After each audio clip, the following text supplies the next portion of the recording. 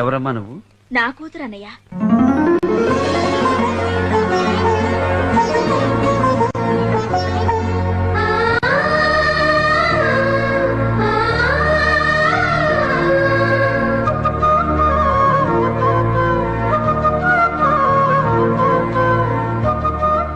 ఎలా ఉన్నావమ్మా?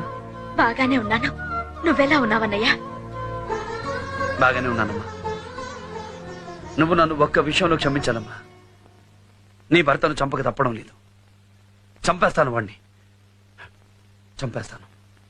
చంపేయన్నయ్యా. నువ్వు నేను కలిసి పుట్టాం, కలిసి చూస్తాం. వాడేవాడన్నయ్యా. మధ్యలో వచ్చాడు, మధ్యలో పోతాడు.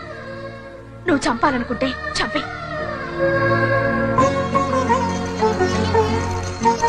బాబు, చెల్లికి బొట్టు పెడుతుందని పదా.